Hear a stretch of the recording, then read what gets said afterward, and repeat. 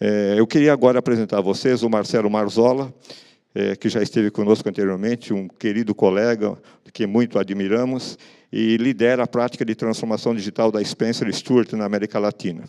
Anteriormente, ele foi cofundador, CEO e membro do conselho da Predicta, nomeada pela Fast Company como uma das 10 mais inovadoras empresas do Brasil. O veículo Meio e Mensagem nomeou também Marcelo como um dos 50 profissionais mais inovadores do Brasil.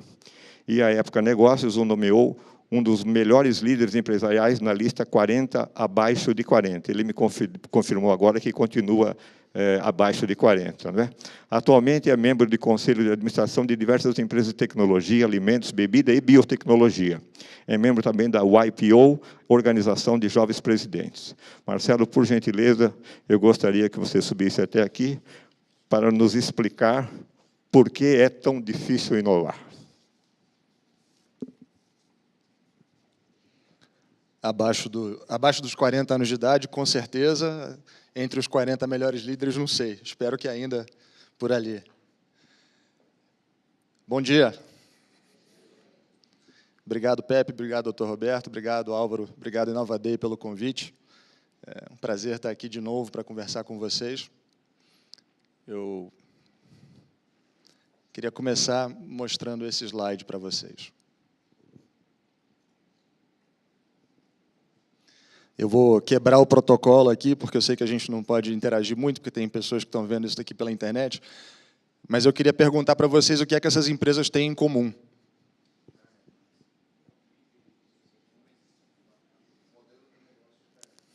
O modelo de negócio já era, né? Uma boa parte dessas empresas já teve muito sucesso, uma boa parte delas está morta, uma boa parte delas ressuscitou, talvez de forma um pouco menos relevante do que na sua existência passada.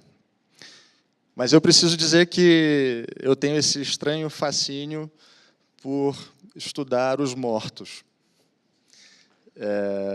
Essa tem sido a minha diversão nos últimos anos.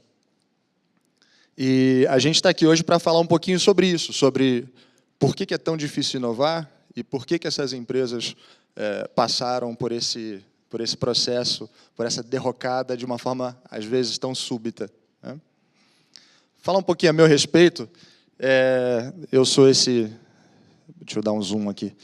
Eu sou esse rapaz aí que não sabia jogar bola muito bem, e um dos efeitos colaterais de não saber jogar bola é que você ficava com bastante tempo livre para investir em outras coisas. Eu acabei investindo meu tempo livre em tecnologia.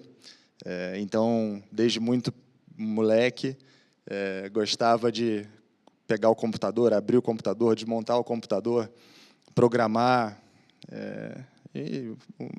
Eu digo que é nerd da época em que não era fashion ser nerd, né? Porque hoje em dia é fashion. Nessa época ainda sofria bastante bullying. Mas, enfim, em 99, 2000, mais ou menos, eu e mais esses dois amigos que estão na foto, fundamos essa empresa chamada Predicta.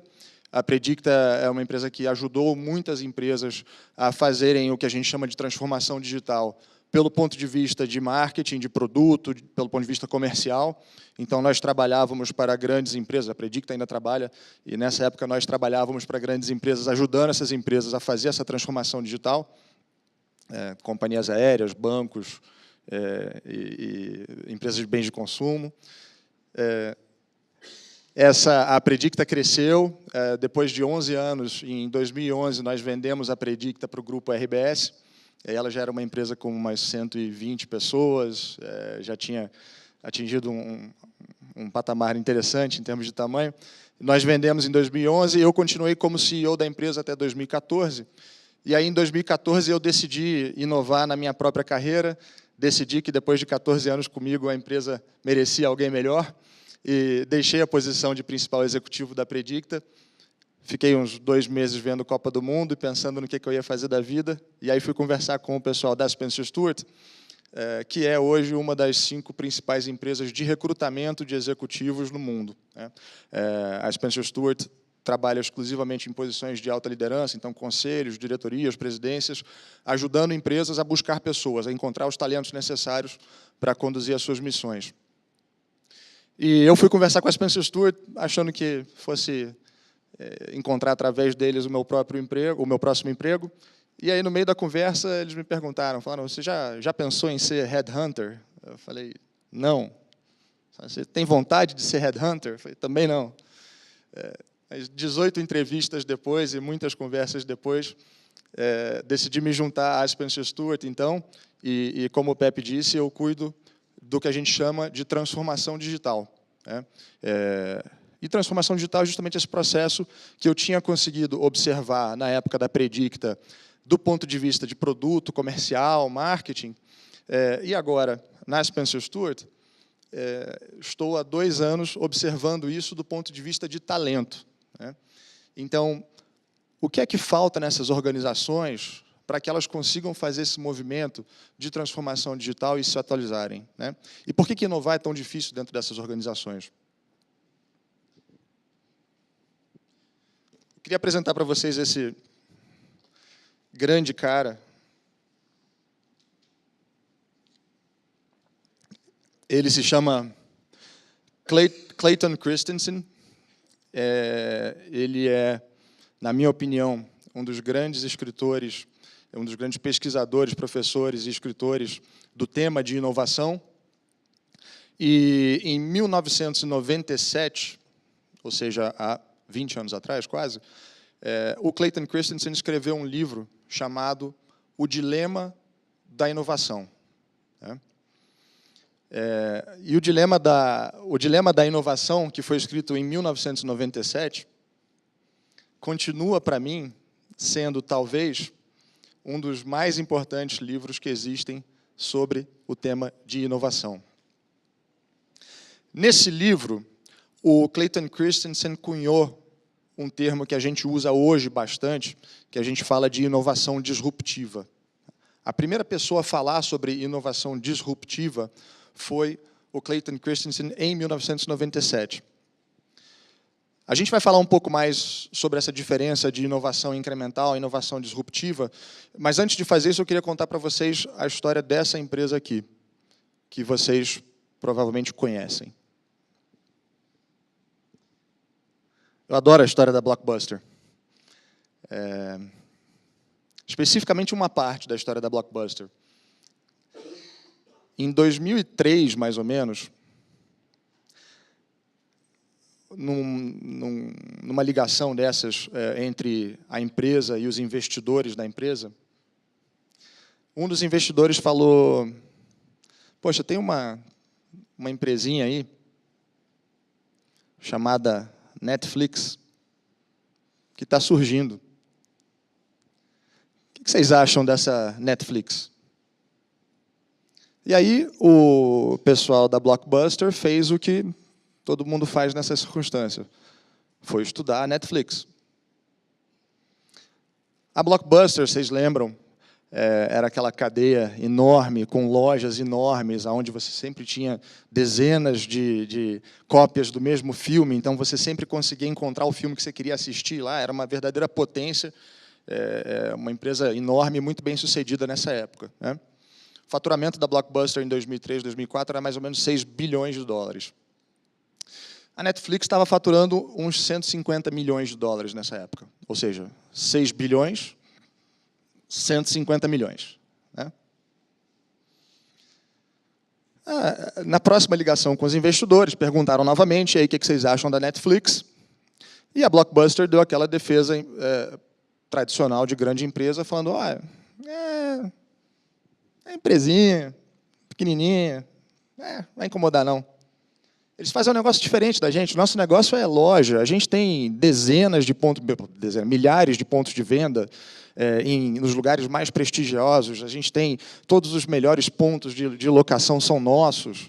A gente tem domínio de mercado, a gente tem marca, a gente tem tudo. A Netflix é um negócio de... Nessa época, não sei se vocês conheciam, mas eles mandavam um filme pelo correio. Então, totalmente diferente do que a gente faz. Não ameaça. O que aconteceu? Isso daí, ó. Em 2004, a receita da Blockbuster era mais ou menos 6 bilhões. A da Netflix era mais ou menos ali uns 200 milhões de dólares. Alguns anos mais para frente, dá para a gente falar assim, 6 anos mais para frente, quando a gente chega em 2010, a Blockbuster decreta falência e a Netflix cruza a linha de 2 bilhões de receita e se aproxima, então, ou ultrapassa a Blockbuster e joga a última pá de cal nessa empresa tão bem-sucedida. Eu acho esse processo da derrocada da Blockbuster fascinante, e acho que ela fala muito também sobre a Netflix. Vocês estão assistindo Narcos? Sim? Quem está assistindo Narcos? A grande série. Quem produziu Narcos? A Netflix, certo? Agora veja que interessante. A Netflix surgiu como uma inovação disruptiva para a Blockbuster. Muito possivelmente, os grandes estúdios de filme, de cinema, não achavam que a Netflix poderia ser uma ameaça para eles. E, nos últimos 2 anos, boa parte das grandes produções tem vindo exatamente da Netflix. A parte mais difícil, quando a gente conversa sobre inovação e sobre disrupção, é isso. A gente nunca sabe de onde ela vem. E, geralmente, ela vem de onde a gente não consegue imaginar. Quando a Netflix surgiu, ela surgiu para combater, ou para atuar, no mesmo espaço da Blockbuster. Depois de 10 anos, ela está agora num espaço muito similar ao espaço dos grandes estúdios. Isso é disrupção. Eu coloquei a definição de tecnologia disruptiva segundo a Wikipedia para vocês darem uma lida. Eu vou deixar vocês lerem ela 1 minuto.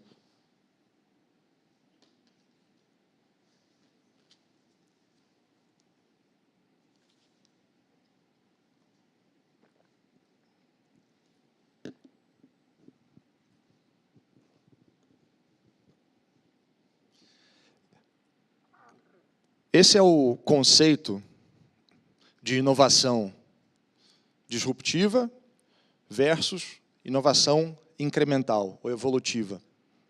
Ok? Então, vamos quebrar o protocolo aqui um pouquinho de novo e vamos jogar um joguinho. A quem está assistindo online, eu vou tentar contar o que está acontecendo aqui. Eu queria perguntar para vocês, o que vocês acham se isso é inovação incremental ou se é disruptiva? Eu vou dar alguns exemplos para vocês e eu queria que vocês me ajudassem a entender. Ok? Então, vamos lá. Carro elétrico é incremental ou é disruptivo? Vamos fazer assim. Quem acha que é disruptivo, levanta a mão. A maioria de vocês acha que é disruptivo.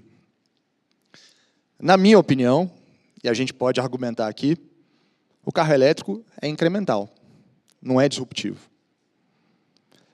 A gente está incrementando ou mudando a forma de propulsão do carro, mas ele continua sendo um carro, certo?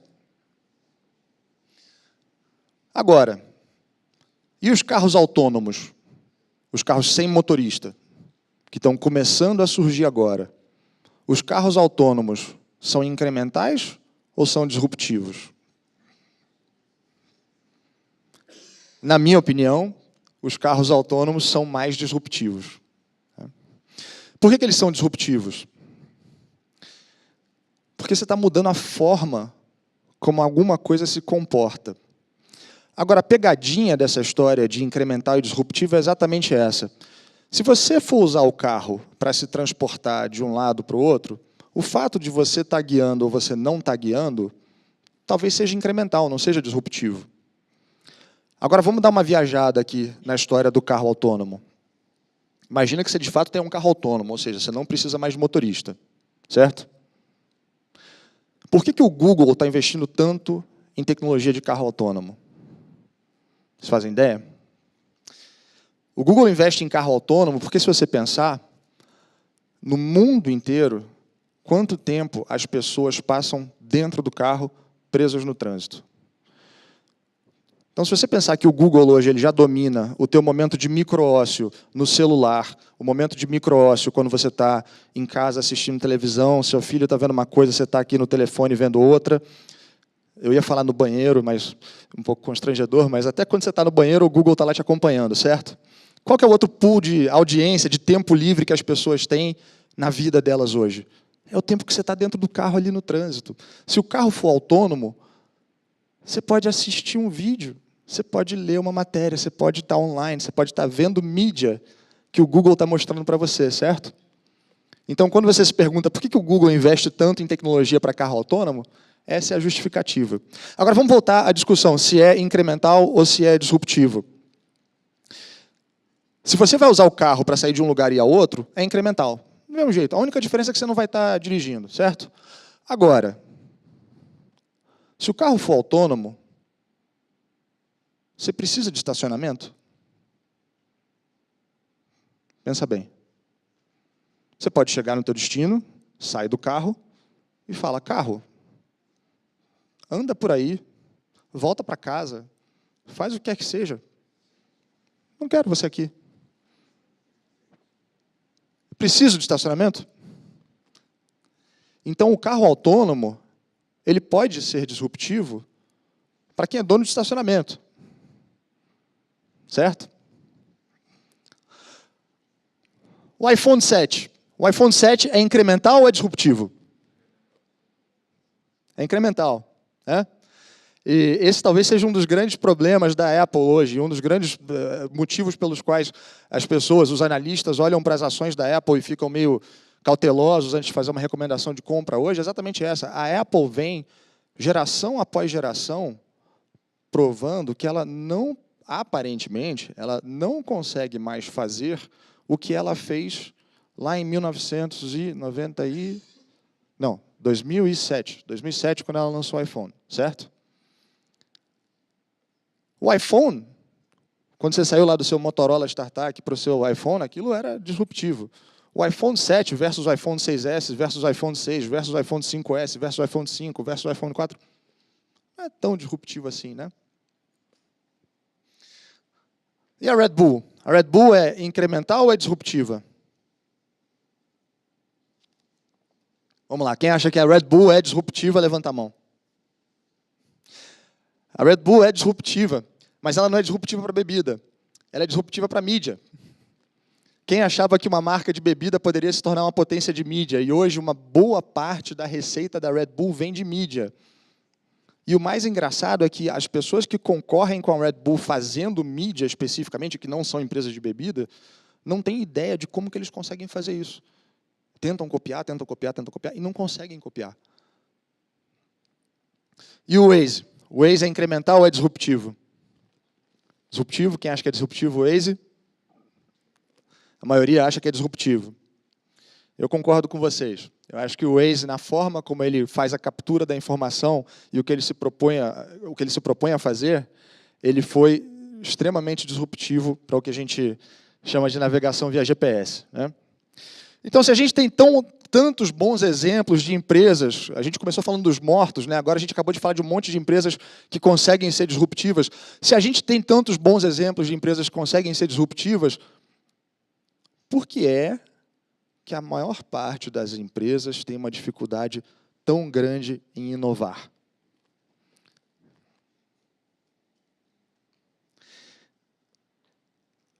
A resposta do Clayton Christensen,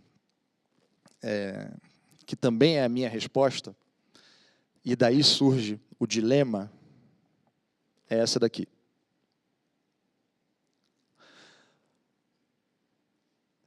E esse é o ponto que eu gostaria que vocês guardassem da nossa conversa de hoje. O grande dilema da inovação é que a boa gestão, frequentemente, é um grande inimigo da inovação. Vou tentar explicar isso para vocês. Vocês estão lá nas empresas, nos órgãos onde vocês trabalham, e vocês têm uma ideia fantástica. Né? O que você faz? Você pega aquela ideia, E você fala, eu preciso de aprovação para a minha ideia, certo? Então tá bom. Então você chega no teu superior e fala, estou com uma ideia aqui fantástica que vai revolucionar a forma como as pessoas saem de um lugar e vão para o outro e vai ser fenomenal. E aí o teu chefe começa a fazer aquelas perguntas tradicionais de quem quer investigar mais a fundo a viabilidade daquele projeto, certo? Então, quem é que vai comprar esse negócio? Quando a gente está falando de inovação disruptiva, a gente não sabe quem vai comprar. Não está claro para a gente. Se você não sabe com quem você vai comprar, ou quem vai comprar aquele produto, quando o teu chefe te pergunta, e aí, você já comprou, você já conversou com o teu comprador? Você fala, não conversei com eles ainda. Eu não sei quem são. Né? E aí, o pessoal da engenharia acha que a gente consegue produzir isso aqui dentro de casa? Estou pensando que a gente não deveria fazer isso aqui dentro de casa. Qual que é o tamanho do mercado? Olha, chefe, não consigo dizer qual que é o tamanho do mercado. A inovação disruptiva, ela tem essa característica que a gente está vendo aqui. Ela geralmente é mais simples, mais barata, a gente não sabe quem é que vai comprar, a gente não consegue enxergar ela direito. Né? Esse processo aqui, essas perguntas que o superior, o chefe faz para aprovar um projeto, e essa cautela que o gestor tem na hora de aprovar um projeto, né, que é a manifestação do compromisso do gestor, no caso das empresas privadas, do compromisso do gestor com o dinheiro do investidor, no caso das entidades públicas, o compromisso do gestor com o dinheiro do contribuinte, esse processo de aprovação que a gente tem é um processo que sequestra o processo de inovação. Né? Então, essa é a primeira parte do problema, do dilema da inovação. Frequentemente, a gestão da empresa sequestra a inovação. Ok? Agora vamos falar de airbag. Vocês lembram que quando surgiu o airbag, o primeiro airbag era do lado do motorista, aí depois os carros passaram a ter airbag do lado do motorista e do passageiro, aí depois passou a ter airbag do lado do motorista, do passageiro e atrás, aí depois do lado do motorista, do passageiro atrás e de cortina, e aí fica essa briga evolutiva para ver quem tem mais airbag, né? Então, de repente, o meu carro tem 2 airbags, agora o meu carro tem 4 airbags, agora o meu carro tem 8 airbags e mais airbag de cortina. E as empresas começam a entrar nessa neura, porque o meu concorrente lançou um carro, a minha tinha 4 airbags. Então agora o meu concorrente foi lá e lançou um carro com 8 airbags. Então eu tenho que ter um carro com 8 airbags também. Então eu vou lá e faço um carro com 8 airbags. De repente eu estou fazendo um carro com 16 airbags. Por quê? Porque quando o meu cliente vai lá na loja e ele vai comprar o carro, ele senta com o vendedor, ele está lá fazendo o dever de casa dele lá. Não, então, o carro X tem 8 airbags, o carro Y tem... Quantos airbags tem o carro? Tem 4 só? Espera aí. Talvez o carro Y não seja tão legal quanto o carro X. Né? Então, frequentemente, as empresas também deixam com que os clientes sequestrem o seu processo de inovação. Porque, em vez de a gente parar para pensar no que o cliente de fato quer, a gente só quer atender o desejo do cliente. E o desejo do cliente, ele frequentemente, ele é incremental. Raramente o desejo do cliente vai ser disruptivo. Vamos voltar lá no iPhone. Vocês lembram quanto tempo durava a bateria do telefone antes do iPhone? Acho que durava uma semana, eu acho. 10 dias de bateria, certo? Quanto tempo dura a bateria do iPhone? Naquela época durava talvez metade de um dia. Né? Se você perguntar para o cliente quais são os atributos que você valoriza no telefone, eu valorizo bateria. Aonde é que a gente está hoje? A gente está com 10 dias de duração de bateria. Chefe, eu tenho aqui um projeto sensacional que vai revolucionar a forma como as pessoas usam o telefone. Mas me fala, o que é esse telefone? Quanto tempo dura a bateria desse telefone? Chefe, 6 horas. Pô, mas a bateria hoje dura 10 dias, você vai fazer 6 horas. Chefe, mas é bom. Não, joga esse projeto fora, não vamos fazer esse negócio aí que não tem nada a ver. Então, muitas vezes as empresas deixam com que os clientes também sequestrem o seu processo de inovação.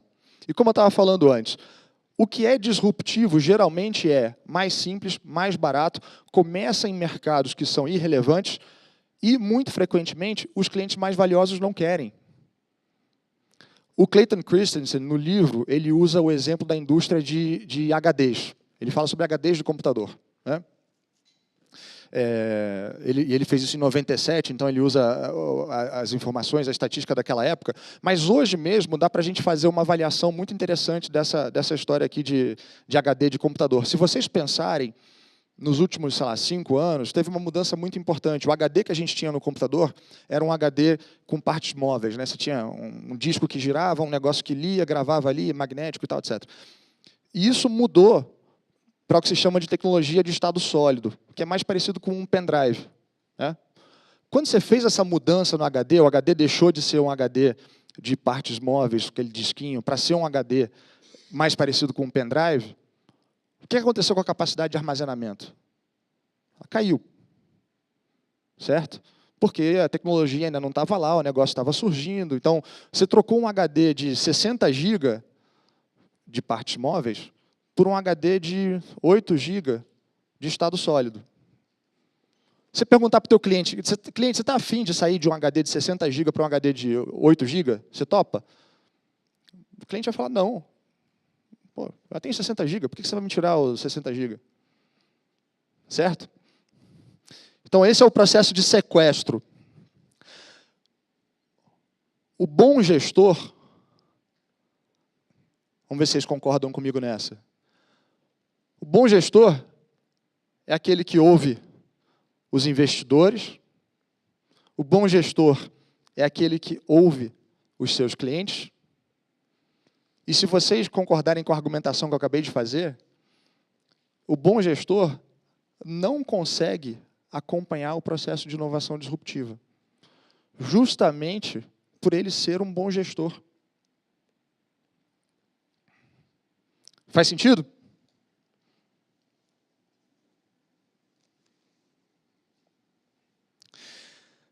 Beleza, então já que a gente falou sobre os problemas, vamos falar sobre as alternativas. Como que a gente consegue resolver esse negócio?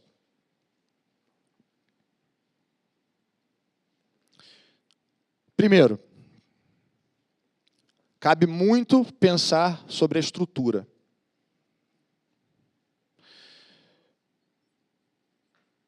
Existem diferentes formas de se tratar do tema de inovação dentro das organizações. Você pode colocar uma pessoa responsável por inovação, você pode criar uma área responsável por inovação, você pode criar uma unidade de negócio separada, ou você pode criar um negócio totalmente separado. A inovação disruptiva, na minha opinião, ela tende a acontecer com mais facilidade fora do negócio. Então, se você quer, de fato, criar alguma coisa que seja inovadora e que seja disruptiva, eu tenderia a pensar em alguma coisa fora da estrutura em que eu estou. Ok? Outra coisa, reforçar a importância da média gerência no processo de inovação. E por que da média gerência? Porque é o seguinte, vocês lembram que eu estava contando aquela historinha sobre como que você aprova um projeto? Quem faz a aprovação, quem tem as ideias, geralmente, é quem está na média gerência. Por quê? Porque a média gerência ela está próxima o suficiente do consumidor final, do cliente, para saber o que está acontecendo, porque ela está... Obrigado, Pepe. Porque ela está ali próximo das pessoas que estão na linha de frente, e ela não tem o receio que as pessoas que estão em cima têm do processo de inovação. Quem está em cima geralmente está com medo de ser derrubado, então não de ser derrubado, mas com medo de errar. Então está ali preservando o status quo, tende a preservar o status quo. Quem está embaixo está na linha de frente com o cliente, está vendo o que o cliente precisa que seja alterado ou aprimorado. E quem está no sanduíche ali no meio, que é a média gerência, é justamente quem tem o potencial de fazer esse papel de ligação entre uma coisa e a outra. Né? Então, dentro das organizações de vocês, Além da questão da estrutura, outro ponto que vale a pena dar muita atenção é justamente a média gerência e como ela lida com o tema de inovação e como a organização responde às demandas de inovação que a média gerência traz para frente. E por último,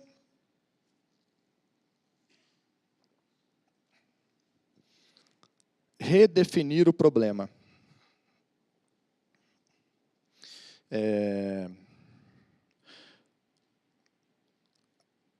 Os clientes,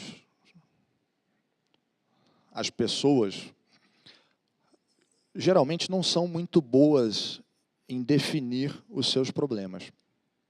Porque a gente trabalha com alguns paradigmas, algumas regras, alguns modelos mentais que a gente coloca na nossa cabeça que nos impedem de pensar em alternativas. Então, quando você pergunta para uma pessoa que não tem acesso à saúde o que ela quer, ela fala, eu quero mais médico. Quando você pergunta a uma pessoa que não tem segurança o que ela quer, ela fala, eu quero mais policial, ou eu quero mais policiamento. Quando você fala com alguém que está preso no trânsito porque não consegue chegar, o que você quer? Ele fala, eu quero chegar mais rápido, eu quero um transporte mais rápido. A gente define os problemas da forma como a gente entende os problemas. Agora, qual que é o problema? Quando alguém fala, eu quero mais médico, o que de fato essa pessoa quer? É mais médico que ela quer? Ela quer saúde. Certo? Se a saúde vai vir através de mais médicos, através de alguma outra coisa, não sabemos. Então, redefinir o problema, parar para pensar qual é o problema que eu quero resolver com esse negócio aqui, é a primeira parte do processo de inovação. Então, a gente falou, vamos recapitular, a estrutura tem que ser uma estrutura que suporte o processo de inovação. Ok? Muito difícil que a estrutura, que inovação de fato aconteça dentro da estrutura existente. A média gerência tem que se sentir, para usar uma palavra que eu detesto e está super surrada, mas eu vou usar, ela tem que se sentir empoderada para fazer esse papel de ligação entre a linha de frente e a gestão. Certo? E por último, redefinir o problema. O Clayton Christensen criou esse negócio que ele chama de trabalhos a serem feitos. Então, em vez de você pensar, eu preciso de mais médico, pera, senta com a pessoa e fala assim, tá, o que você quer? Ah, eu quero saúde. Ah, então o que você quer é saúde, você quer ser uma pessoa mais saudável, é isso? Então, qual que é o trabalho a ser feito ali? O trabalho a ser feito não é colocar mais médico, o trabalho a ser feito é melhorar a saúde da pessoa.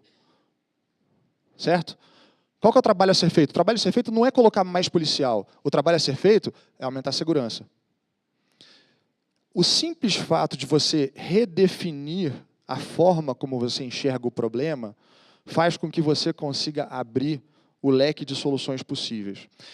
E se a gente, isso parece uma coisa muito óbvia, eu estou usando exemplos muito óbvios aqui, mas isso pode ser quebrado em partes menores, e vocês vão começar a ver que, frequentemente, a nossa tendência é ir pelo caminho incremental. Então, parece muito óbvio quando eu falo, olha, o problema não é mais médico, o problema é saúde. Verdade, parece óbvio. Mas quando você vai descendo nesse processo investigativo, você vai ver que não é tão óbvio assim e que muitos de nós aqui, frequentemente, tendem a ir pelo caminho incremental. Então, o último ponto que eu queria deixar na cabeça de vocês, que eu acho que é relevante, é sempre para redefinir o problema, pensando em qual é o trabalho que tem que ser feito. Ok?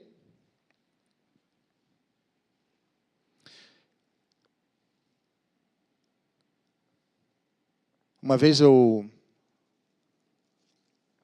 alguém me disse assim, olha, se você quiser fazer uma palestra efetiva, você começa a palestra falando sobre o que você vai falar, aí durante a palestra você fala o que você vai falar, e aí no final da palestra você fala sobre o que você acabou de falar, certo?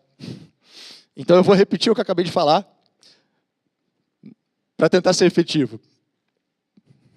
Queria que esses pensamentos ficassem na cabeça de vocês. Às vezes, o fato de nós sermos bons gestores é exatamente o que faz com que nós sejamos incapazes de inovar. A estrutura pode ser usada para blindar o processo de inovação. A média gerência tem um papel fundamental nesse processo e olhar para o trabalho a ser feito. Ok? Meu e-mail está aí. Quem quiser me escrever, eu adoro conversar sobre esse tema. Obrigado de novo, Inalva Day, Pepe, Dr. Roberto, Álvaro pelo convite. Obrigado a vocês.